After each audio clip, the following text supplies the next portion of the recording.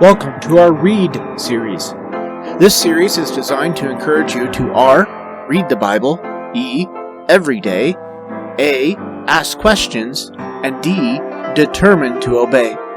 As pastor of Oregon Trail Baptist Church, it's my goal that this time of reflection on the Bible reading from the previous week will serve as an encouragement to you to read the Bible, but will also open up opportunities to share, discuss, and ask questions about what you've discovered in God's Word, that we may grow together. As we renew our minds by the washing of the Word, we desire to draw closer to God and to each other.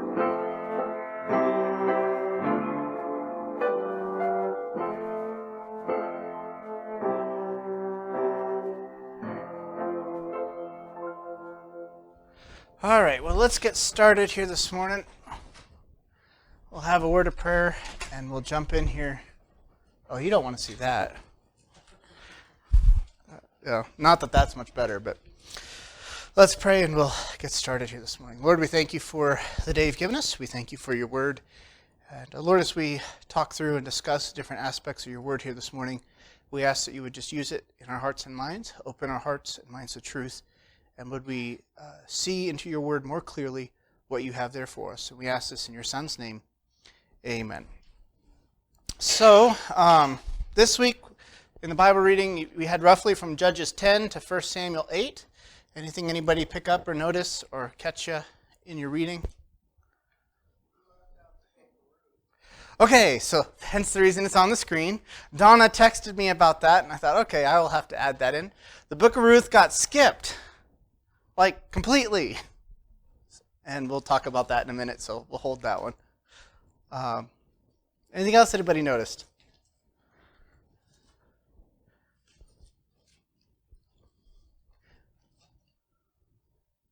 Donna's pulling out her notebook. All right, so I'll just start with, I guess, Ruth. If you have any other questions or comments or things that you caught sight of, let's see if I actually just put a few things into a list properly. Sure.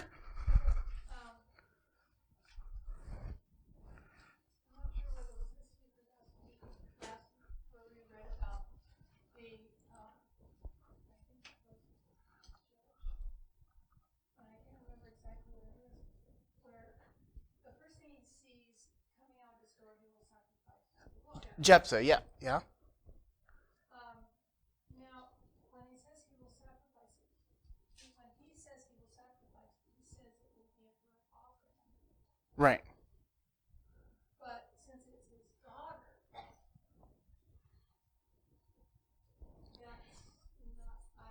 not, everyone says no, she's not a burnt offering. Not everyone says that. Let me see if I can make the screen jump back to what it was before. It's after Gideon, so Gideon is about 6 to 9 after Abimelech. Is it Judges 11?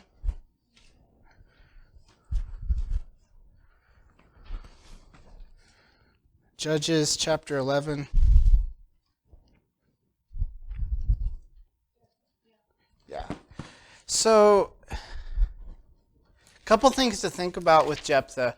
And this is a very debatable thing. Some famous, you know how like Handel's Messiah follows kind of the certain things in Scripture, and then like Mendelssohn did the story of Elijah and put it to music. There's actually one to the story of Jephthah, and they did it.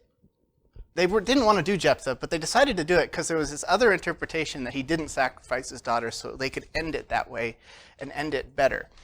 That type of approach to the Bible, I kind of smile at. Like recently, there's a group who did a live theater production of Jonah.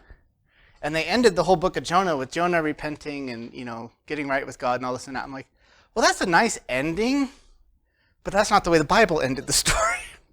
So there's a few things to think about. And I don't mean, there are good men who take the position that Jephthah did not sacrifice his daughter. So let's see here.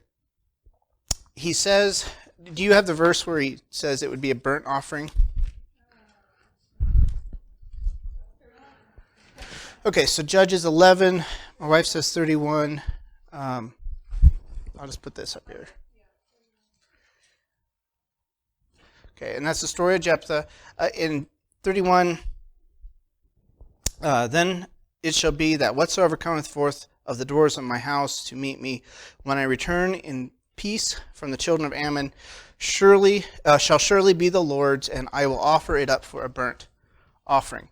So I'm off the top of my head, so I'm going to probably miss some of the arguments here.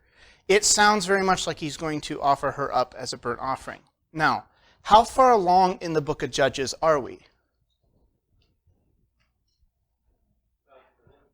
Okay, yeah, in one sense, we're kind of getting towards the middle of the book. The only major judge after Jephthah is Samson. So Jephthah comes in technically, what is he, about number 9 or 10 of judges? And there's 12 judges total.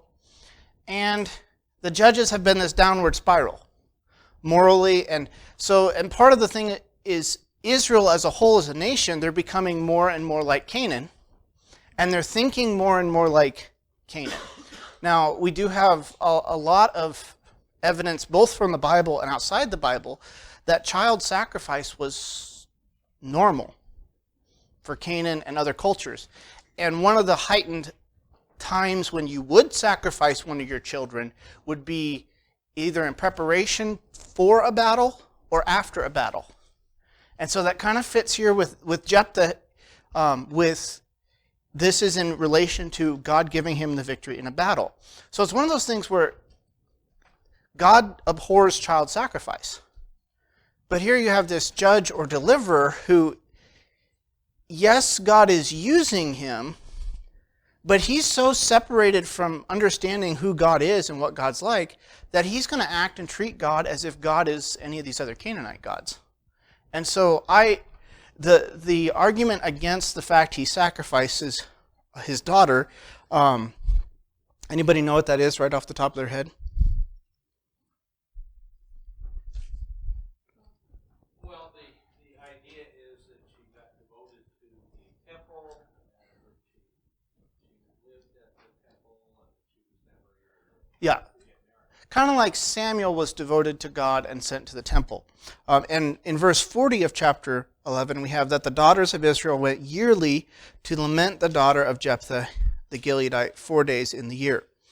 I think the reason the daughter's mourning, in verse 37, so after the daughter finds out from Jephthah that she has been basically put on the slaughtering block.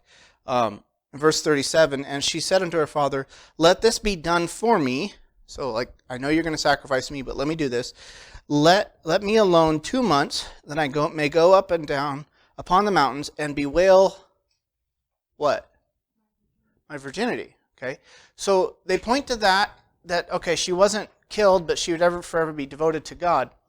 I still look at it, I think Jephthah sacrificed her, and she's bemoaning the fact she's not going to have any children, which was a big deal in Israelite custom and history.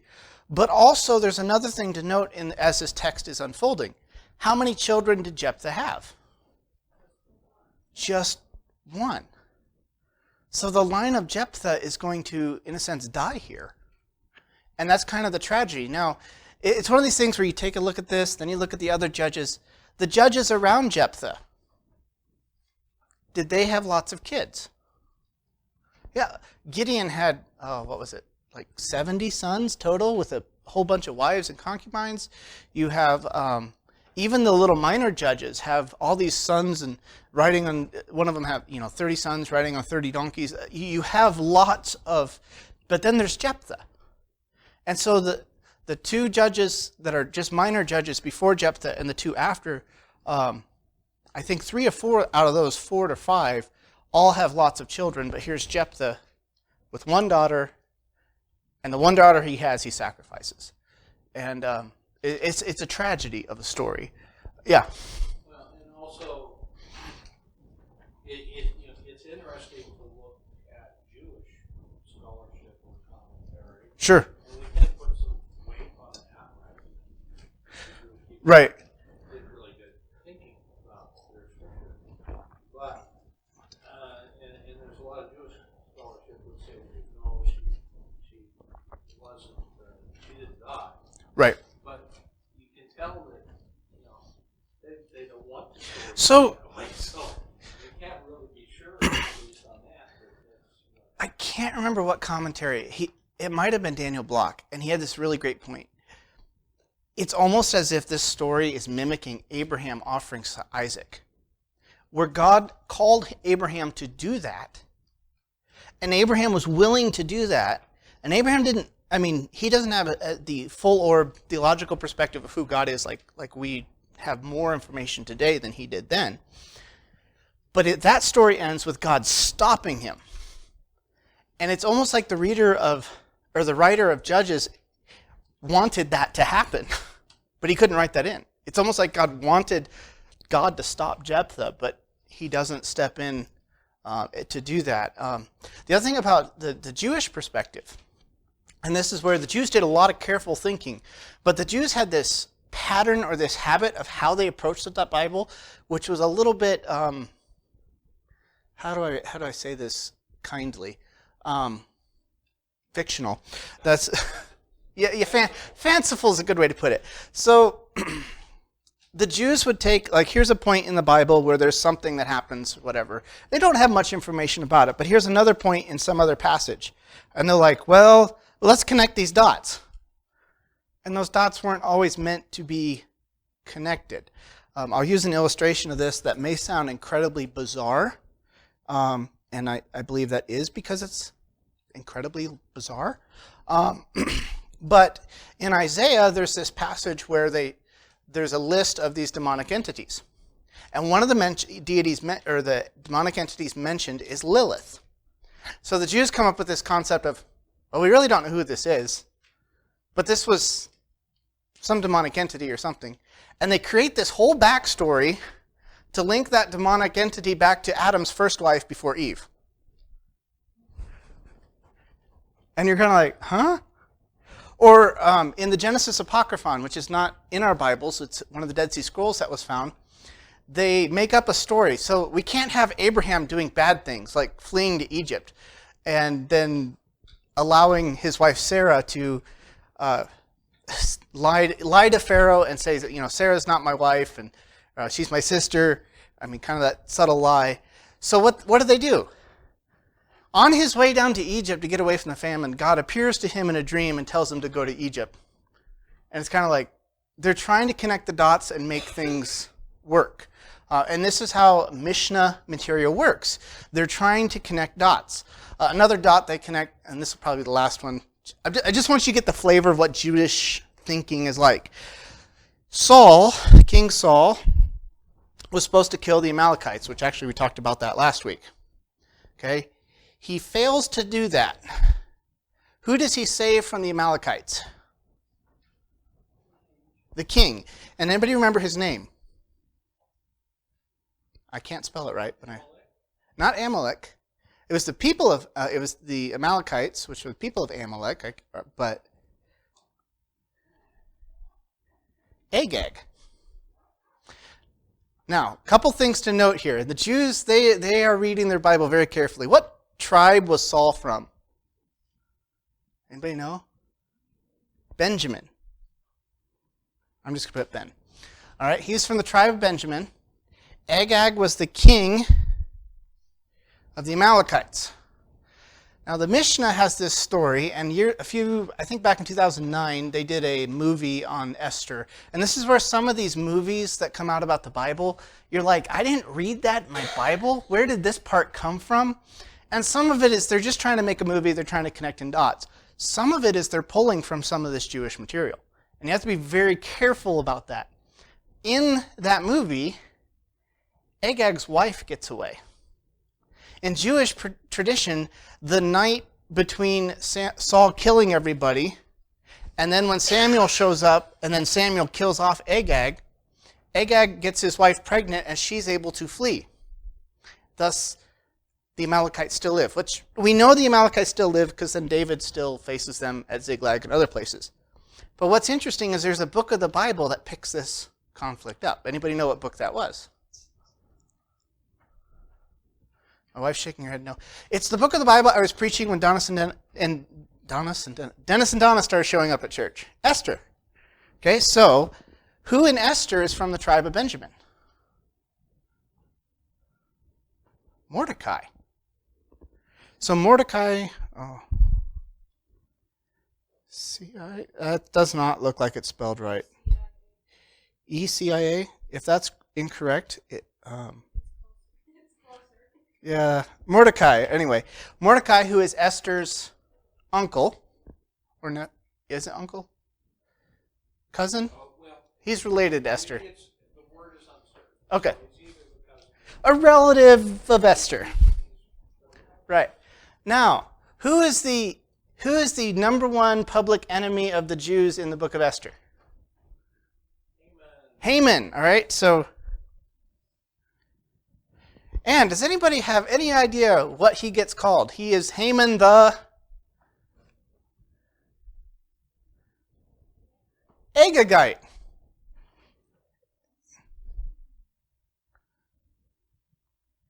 Okay. That's not, and this is one of my favorite mysteries. Agag and Agagite, they're not necessarily, there is not necessarily a relation. That's where we have to hold it in tension. Just because it's King Agag and just because it's Agagite doesn't mean there's a direct correlation. So we have to be a little careful here because, I'm going back, I think that was back in 2015. Yeah, okay, well, so I have an answer, but it's probably not as well thought out as some of them. There's discussion on this Agagite here with Haman that it was possibly a group, a subgroup of media, like media in Persia, not like media like movies and stuff, that it was a subgroup there and there's a region there called Agagites. Is that possible? Yes, it's on the table. Is it possible that it is a descendant from the royal family of Agag, the king of the Amalekites? It's possible, but you can't prove it. Okay? Right, sure. But this is where I think the biblical writers, whether there's a direct connection or not, they're going to do things and highlight pieces of information that make you think of things. Okay? So they're going to highlight this conflict between Saul and the king of Agag, and you have a conflict between Mordecai and Haman. I think it's a deliberate literary device. I'm not saying they made up Agagite, but I think it's a deliberate literary connection. So you're going, why else would Esther really care that much to tell us about Mordecai's of the tribe of Benjamin?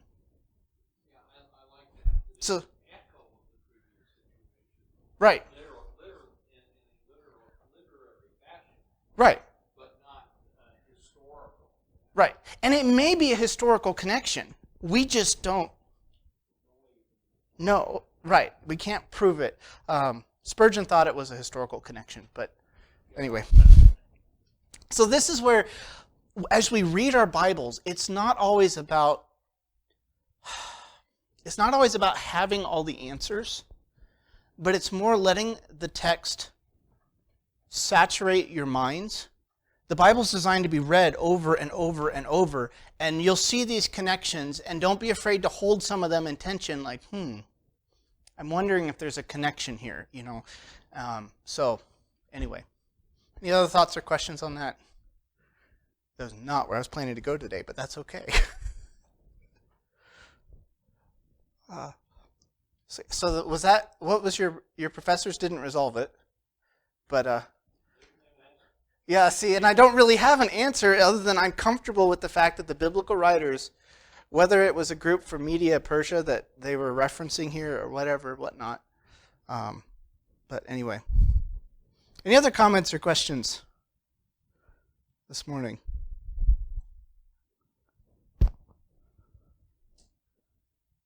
Okay. Well, we don't have a ton of time, so let me get back to...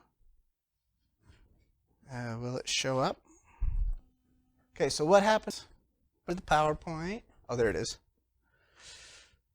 Sometimes things work and sometimes they don't. All right, so most of you noticed this week in your Bible reading that Ruth just got completely skipped. Okay, and what happened to Ruth? Well, I want to highlight this. We're doing a historical reading plan. Okay, so it's not straight through the Bible. It's not chronological. It's kind of following some history. So the Jewish canon, what do you mean by canon here? It's not a thing that fires. That has two ends. A canon is I like to use the illustration of the company Canon that makes, printers and cameras and stuff like that. The name of their company, which I've never contacted them or read, but knowing the name, knowing what it means, a canon was a standard. So what it meant, it was literally, it's word, if I'm not mistaken, that comes out of Egypt, that means like a reed or rod that you use to measure things. So it was like a standard measurement, okay? So when we talk about the canon, like the Old Testament or the New Testament canon, it's the books of the Bible that measured up to be Scripture. Okay, but then there's discussion of where books go within that. Okay, so in the Jewish canon, so if you opened up a Hebrew Bible, you would not generally find Ruth after Judges. It doesn't usually go there. They put it with the Ketuvim, and I don't know how to say the other word, that hagiographa, whatever. But the Ketuvim is Psalms to Chronicles. It's kind of the last or later section of the Hebrew Bible. It's put in connection with Song of Solomon's and the Megillah scrolls, kind of right in between those. And the Megillah scrolls, there's another term that's probably unfamiliar. Anybody know what that is? Yes? No? Okay, you have the 5 books of Moses, which is the Torah or the Law. The Megillah was a series of scrolls that they would open up, and each one of these would be read at certain occasions. Okay, so they would read these at different times and seasons. So, for instance, Song of Songs or Song of Solomon was read at Passover. Ruth would be read at Pentecost. Lamentations on the 9th of Ab, which is a Hebrew month, that was in remembrance of the dedication of the temple. When you think about the Book of Lamentations, it's all a lament on the fall of Jerusalem and the temple. Then you have Koleth, which is the book of Ecclesiastes as we know it. That's read at Tabernacles. And Esther is read at the Feast of Purim. So it's just arranged differently in their Bible. Interestingly enough, does anybody know where Chronicles, 1st and 2nd Chronicles, shows up in a Hebrew Bible? That'll be the next time you're like, whoa, what happened to this whole book of the Bible? Actually, 2 books. Anybody know? I'm getting some funny looks, but it's right at the end of the Old Testament. Now, what does our Old Testament end with? Malachi. Well, why would they put it at the end? Okay. It's an editorial review of really the fall of Judah. So it's a little bit more selective than the 1st and 2nd Kings. But after you've read through the story of God, well, with the books of Moses, you've read through God creating the world, everything going to chaos, God bringing up a people, i.e. the Israelites, God working with his people through history. You read that, then you read the prophets and how the prophets spoke to God's people, and you read the wisdom literature, the Psalm, Proverbs, Job. You read the wisdom literature and whatnot of Israel. But they still, with all of this God gave them, they still turned their back on him and failed to follow him. So the book of 1st and 2nd, I say the book of Chronicles because in the Hebrew Bible it's 1. In our Bibles it's 2. We cut it in half and split it. But it kind of ends the capping of the Old Testament, and it preps you as a reader like, is there going to come a king, a ruler, who's going to be that messianic king to fulfill the promise to David, and so on. So that is, let me jump back to where I can draw here. Oh, I can't draw on that. I don't know what I did. You can't. I should be able to. If I push the right buttons, I might be able to. I got to get back to PowerPoint. Yes. No, I don't want to discard anything. Okay. Now I lost my train of thought. I hope that makes you all feel better. Yes, it did. The connection from Old Testament to New Testament. Chronicles.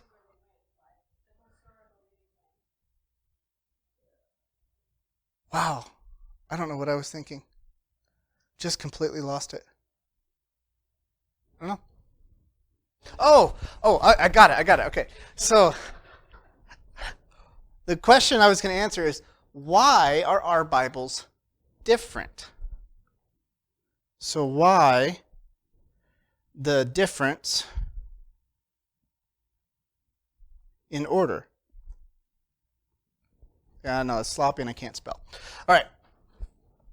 Any ideas? And does anybody know where it comes from? I know a couple of you probably do. So we use a King James Bible. Okay, now, again, we've talked about that in previous. That's more of tradition. We're not against people who use other versions, but that's not what we're arguing here. But the King James uses the Masoretic text. So I'm going to put the MT for the Old Testament, which is the Hebrew Old Testament, and it uses what's called the TR, or Textus Receptus, or a subset of the Byzantine text for the New Testament. Okay, so that's where we get our. For the Old Testament Masoretic text, that's what's in the order we're talking about, more the order of what you were following in this Bible reading program. However, that order is different in the Latin Vulgate. So in the Latin, the order of the books in the Latin follows the order of our books in our King James Bible. Our King James Bible does not come from the Latin, it's just following the order of the books of the Latin. Does that make sense? So the content is actually from the Hebrew Masoretic text for the Old Testament, but the order of the books, basically early church fathers and different people, they were starting to arrange them a little differently, more like we have them arranged today. Because they kind of set the arrangement for what we have today. So our Bible doesn't come from the Latin Vulgate. Our English translation, it does not come from the Latin Vulgate, but it is shaped by the Latin Vulgate in how it's arranged and how the pieces are put together. Does that make sense? The content's still there, it's just out of order in different places and different way to group things together. So why do you think they put Ruth with Judges? Because that's where it fits historically, and actually there are historical texts where the book of Ruth was part. Yes. So, and that kind of creates another thing, because we have some texts and some documents where Ruth and Judges get put together as one book. So I didn't read enough into the textual issue. Like, did they pull the portion of Ruth out and make it its own book, at some point to be read on these special festivals, or did Ruth get added, like two books pushed together at one point? I don't know. I have not read. And it got pulled out, and I'm kind of indifferent. I don't know either way. It does have a different tone. You've got Yeah. all of this darkness, and now all of a sudden there's light. Yes. But I think that tone fits with the book of Judges too. Because even last week when we covered Samson, there's this downward progression in Samson's story. And in chapter 16, Samson, the last of the judges, the most selfish, self-centered judge, and the judge who just completely lived for himself, he gets to this point, he's had his hair shaven, which is a symbol of God's power on his life. He has his eyes gouged out. He's shackled and grinding grain. Everything of hope in this judge's life is lost. And this was the judge we had, in one sense, the most hope for, because so much buildup happened for this judge. You had this whole birth narrative and his parents and all this set apart for Samson. And here he is at the bottom. But there's this just tiny little phrase. Anybody know what the phrase is that gives us hope? And his hair began to grow. So it's like this little ray of hope. So you take that type of pattern and construct, and the whole book of Judges has been this downward progression, but the book of Ruth is an ending of like, but there's hope.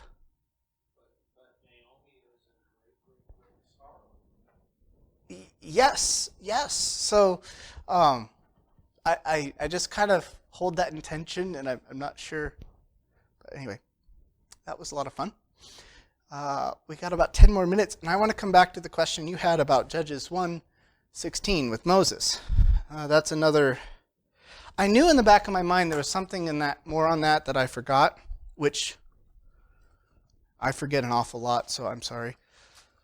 Let me see if I can get back to it here. Actually show up. Oh, I don't want what happened to Ruth. I want. Okay, so Moses' father-in-law. And you actually, Brother Bruner, you brought something up that's tied into this, but I couldn't jump on it then. So we read in Exodus 3, now Moses kept the flock of Jethro, his father-in-law, the priest of Midian. What do we know about his father-in-law? Just from this verse. Okay, so, well, he definitely had, he had a flock. Okay, and so yeah, he lived in a nomadic group as well. What's his name? Jethro. And he functions as a priest of Midian. Okay, so he's connected to the Midianites in some way. Okay, in Exodus 4, and Moses went and returned to Jethro, his father-in-law. Okay, so again, same name used. In Exodus 18, this is when they've come out of Egypt, they've crossed the Red Sea. His father-in-law comes to meet them in the desert, and Jethro, the priest of Midian. Okay, so very much in Bible trivia, who is Moses' father-in-law? And the answer is, yeah, you could say Jethro. Okay. You could say priest of Midian. Those are both accurate. But then you have this other passage. Now the priest of Midian had 7 daughters, and they came to draw water. This is kind of going back a little bit to the early part of Exodus. And filled the troughs to water their father's flock. And the shepherds came and drove them away. But Moses stood up and helped them and watered their flock. And when they came to Reuel, their father, he said, "How is it that ye are come so soon today?" I thought his name was Jethro. Okay, just hold that in tension a little bit. Numbers 10, we have Moses and Hobab, the son of Reuel, the Midianite, Moses' father-in-law. Okay, so here, again, he's called Reuel, and he's connected to being a Midianite. It is a different spelling. Yeah, so we'll just kind of leave that one aside for now, because then we get to then we get to Judges 1, verse 16, and the children of the Kenite, Moses' father-in-law. Wait, time out. Where was he from, the father-in-law? Midian. Okay. And then in Judges 4, we have now Heber the Kenite, which was of the children of Hobab, the father-in-law of Moses.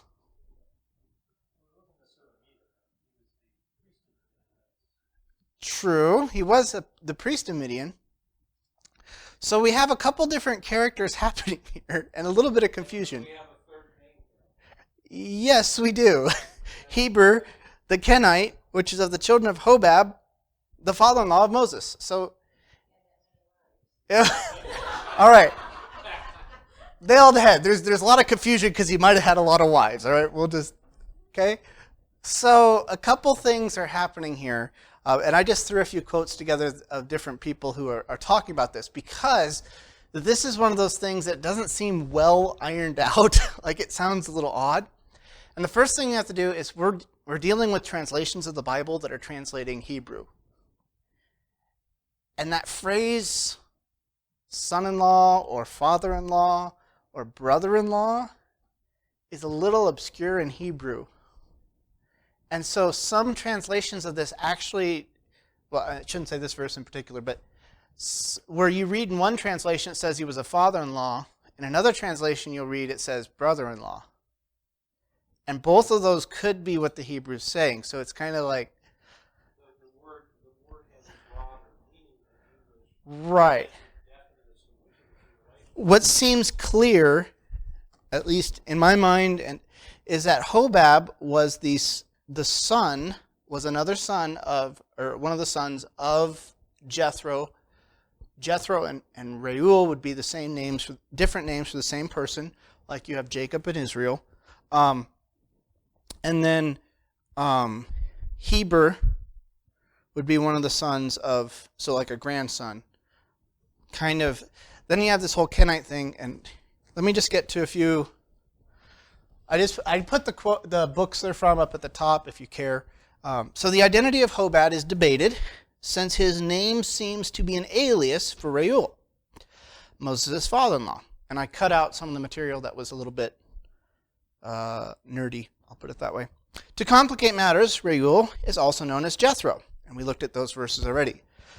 To address the second matter first, no particular problem exists in Moses' father-in-law being known as both Reuel and Jethro. And I already cited the example of Jacob. Let's jump down here. As for the identity of Hobab, he is clearly the son of Reuel and therefore Moses' brother-in-law. Why then does Judges 4:11 in some translations describe Hobab as the father-in-law of Moses? The answer is that the Hebrew root. You want to say that? Somebody who's taking Hebrew, you want to say that? Hatan.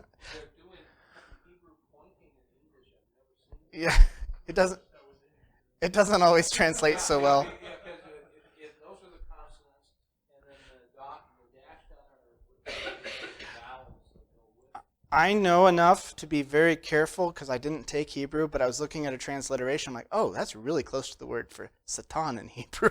So, anyway. It may not be, and I know that I. Is a good concept of what the vowels would be. So yeah, I'm not making any connections. That's something I noticed. So it's not always a reference to a father-in-law, but some sort of an in-law relationship. Okay, so it's just basically in general, it's denoting this is a relationship that's by marriage in some way. Okay. Another article, this one from Ederman's Bible Dictionary. Hobab, and we'll skip past the fun Hebrew there, son of Reuel, was either the father-in-law or brother-in-law or son-in-law of Moses. He's a descendant, and his descendants were Kenites. Okay, remember we ran across that. They're known as traveling metalsmiths, apparently related to Midianites, no doubt because of the geographical expertise gained through the trade he was. And some of that quote got knocked off.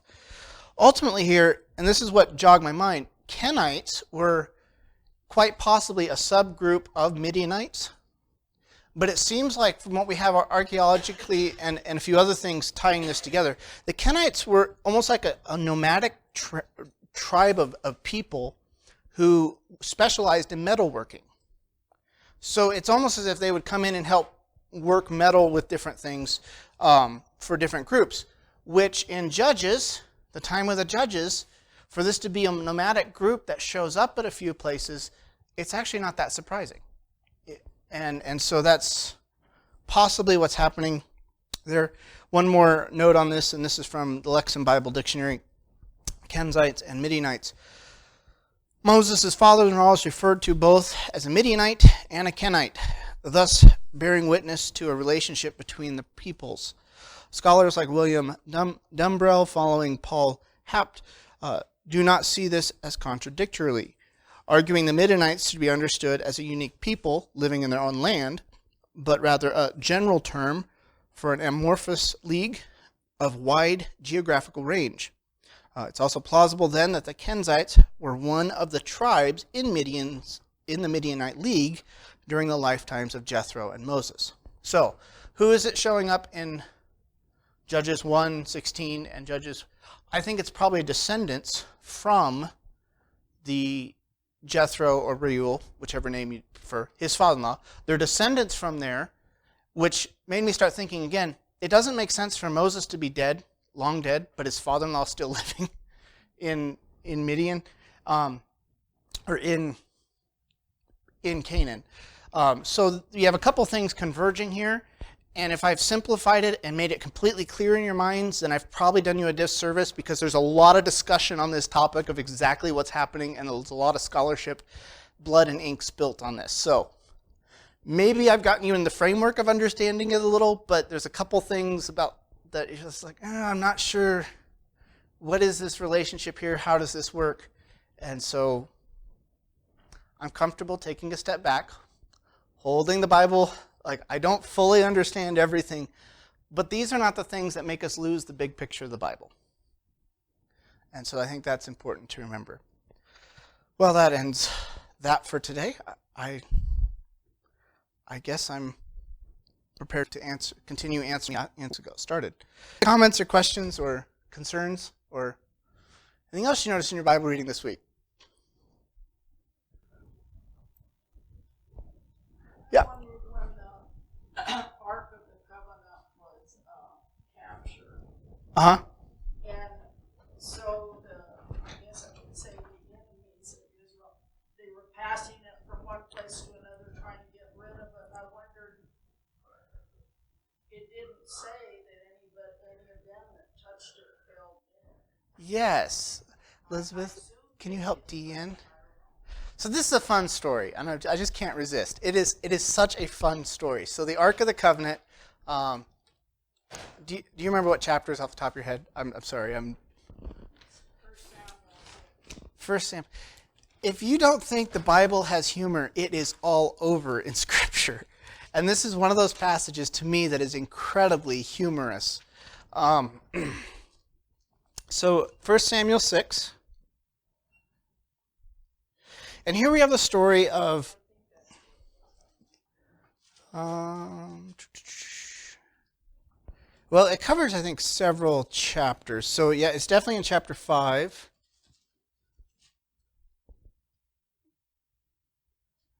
Okay, I think it starts in chapter 4 and then goes into chapter 6, maybe 7. Okay. Yeah. So there's really a beautiful truth here. You had 6:10. I'm going to write that just so I don't forget. So you have the Ark of the Covenant, which is a symbol of what? God's presence among his people. Okay? And it's described as an ark or even the footstool of God, like God is enthroned above this thing. This was a symbol of God's presence. And here they are battling the Philistines, and they are getting their hind ends whipped. So they come up with this grand idea that they were never real. Well, I shouldn't say that. The ark was brought out when they went around Jericho and a few things like that. But it was at God's command you would do this. But here, the sons of Samuel decide, hey, we're going to take the ark out into battle. Now, what do we know of the character of the sons of Samuel? They are bad guys. They are just corrupt in about every way possible. And that's part of the judgment on Samuel. They decide, let's take this thing to battle, and by taking this Ark of the Covenant into battle, we'll win. Now, what happens in the story? Do they win? No. Now, how is the Ark supposed to be carried? On poles, right? By Levites, okay? So it was very specific. They had special poles, special people. Only certain people were to carry this. And later on with David and his story, Uzzah touches the ark because it's not being transported properly, and he dies. Okay, so there's something going on here. But I love this story with the Philistines, maybe because I like humor. Because they steal the ark, they take it to their camp, and what happens to the god in their temple, Dagon? What happens to him? Yeah, he falls.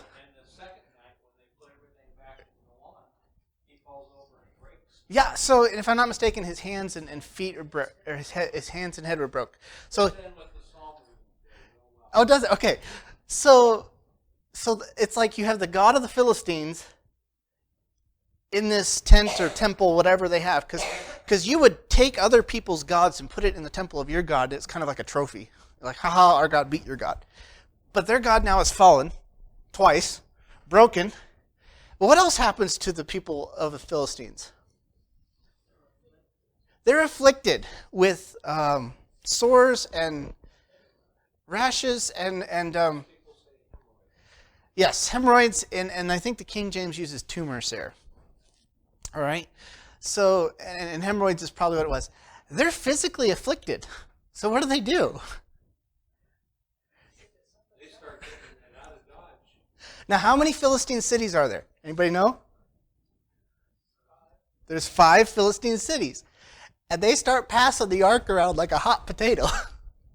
And after it enters every city and after it bothers people there and inflicts people there, they have no idea what to do. And you kind of get your question, they're transporting this ark. Are they Levites? We don't know how they did between cities, but after we get to the last city, what do they do with the ark? They give it a new cart, so it's not supposed to be on a cart. They hook it up to, what's that? Milk cows, why is that important? Where would these milk cows want to go? But where do they go? So like from an ancient person who understands agriculture, they know these 2 cows, left to their own, they're going to go back to their calves. But that's not where they go. The other thing that's interesting, what do they do? Like, yeah, that's true. Okay, before the cows. They did a ransom. They put gold Yes. images of their afflictions, Yeah, so, wrath, and the hemorrhoids into the ark. and mice. So it seems like part of this curse as well was also maybe they were overrun with mice. It doesn't say that in any of the affliction part specifically, but they make gold mice and gold hemorrhoids or tumors. And this is kind of an ancient thinking of like, whatever's afflicting you, you create something like that and you send it away in gold type thing. And so God was merciful, I think, to the Philistines because the Philistines, at least they had some respect for the ark. They didn't know how to handle it. They didn't have Levites. None of that was available to them. And if I'm not mistaken, it's been a while. And it's also like, they won the battle, but God makes a triumphal journey. Yes. God makes a triumphal journey through the Philistines' nation. Yes. He's the real victor. But also with that, there's look at chapter 6, verse 6. And I think this text is deliberately tying a couple things together.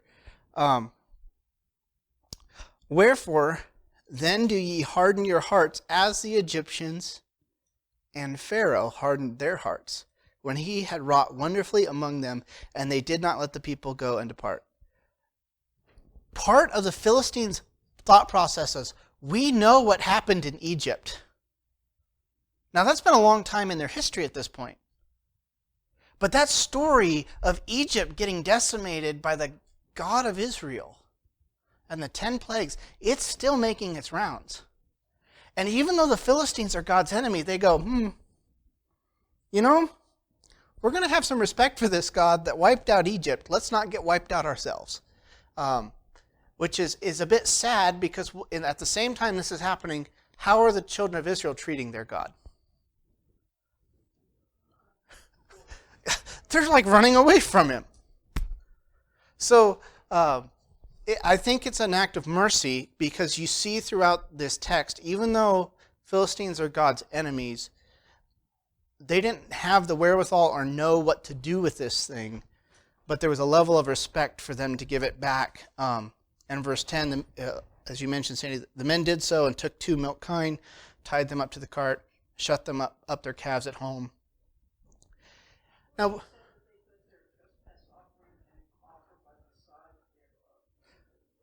yeah, so, right, they didn't open the ark to put it in, but that's the other tragedy of the story. The cart goes to the city in Israel. That's the Levites who were in charge of carrying the ark, when the ark was transported with the golden stage. uh-huh. This was the tribe. Right. This was the people who had that job. This was the people who should have known And they didn't treat it right. Yeah. So it's going to the tribe of Israel that Levites and everything, they should have known, but then they don't treat it right. So, yeah. The Bible has a lot of fun stories, does it not? And a lot of telling stories. And we see God as being merciful. And we also see God's people also being careless or foolish. So with that, we are definitely out of time. Let's close out. We'll pick up next week. You guys always have some great questions and good observations. So, Lord, we thank you for your word. And Lord, we ask that your word would shape us as your people. Lord, we don't want to be like Israel, who has your word given to us, and yet we ignore it. We don't know it. We don't understand it. And as we just finished talking through a little bit about the Philistines and how merciful you were to them, Lord, I ask that you would, in our hearts and lives, keep us close to you. May we seek to know your word and to live it out as you've called us to. And would your word transform our hearts and lives this week? We ask this in your Son's name. Amen.